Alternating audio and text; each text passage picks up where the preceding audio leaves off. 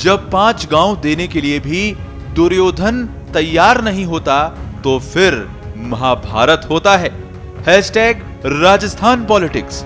जरा गौर से पढ़िए इन शब्दों को, जिसका हर एक शब्द न सिर्फ मन की टीस बयां कर रहा है बल्कि भविष्य की रणनीति की तरफ भी इशारा कर रहा है।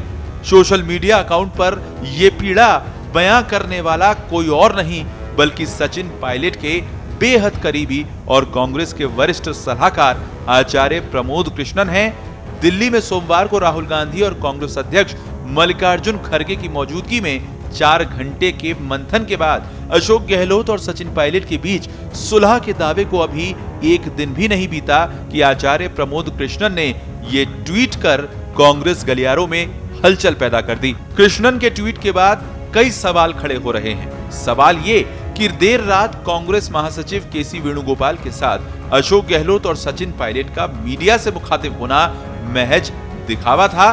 क्या वाकई गतिरोध टूटा है या सियासी वर्चस्व की जंग आगे भी देखने को मिलेगी? और क्या राजस्थान में फिर से कोई बड़ा बम फूटने वाला है? सिर्फ आचार्य प्रमोद कृष्णन ही नहीं बल्कि मुख्यमंत्री अशोक गहलोत ने भी दिल्ली से जयपुर लौटने से पहले एक बयान के जरिए इस हलचल को और तेज कर दिया। उनके लिए क्या रोल होगा? क्यों नहीं करेंगे? अगर पार्टी में वो हैं और पार्टी में अगर हैं तो फिर क्यों नहीं करेंगे? अगर हैं तो फिर क्यों नहीं करेंगे? और पार्टी में हम अगर वफादारी से रहे आज तक, आगे भी रहेंगे, तो सोनिया गांधी ने एक बार कहा था इस अधिवेशन के अंदर, जो धैर्य रखता है उनको कभी न कभी चांस मिलते हैं। बस ये मैंने सोनिया गांधी जी का जो कोट था वो अभी भी मुझे याद है, वो मैं दिल में रखता हूँ और सबको कहता हूँ, सब कार्यकर्ता, सब नेता लोग धैर्य रखो, धैर्य रखो, धैर्य रखो।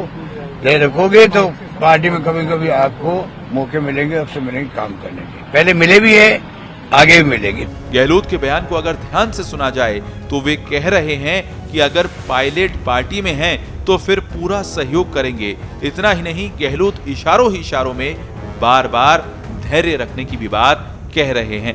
अब ये धैर्य कब पूरा होगा ये तो किसी को नहीं पता, मगर प्रदेश में मुख्य विपक्षी दल भाजपा ने कांग्रेस की मैराथन बैठक को अंतहीन बताया और बेमेल मिलाप करार दिया।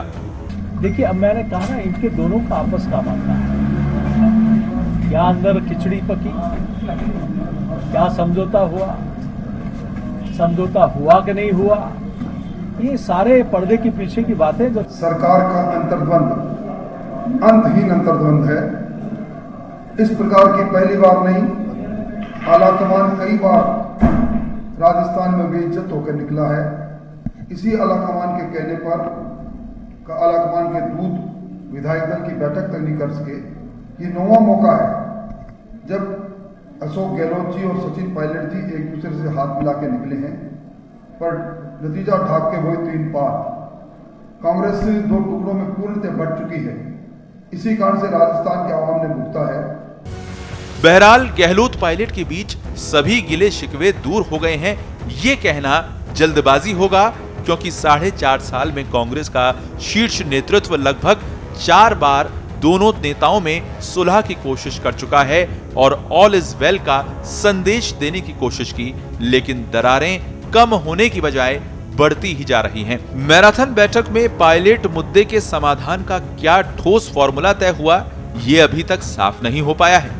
अगर एक साथ चुनाव लड़ते हैं तो फिर पायलट की भूमिका क्या होगी, इस पर भी सभी की निगाह टिकी हुई है, क्योंकि हाईकमान की तरफ से पायलट को कई बार इस तरह के आश्वासन मिल चुके हैं, मगर नतीजा ढाक के 3 पात ही रहा है। ऐसे में ये देखना दिलचस्प होगा कि इस मैराथन बैठक का असर कब तक रहता है, और देखना यह भी होगा कि गहलोत पायलट में एकजुटता कब नजर आती है। स्पेशल रिपोर्ट, पत्रिका टीवी।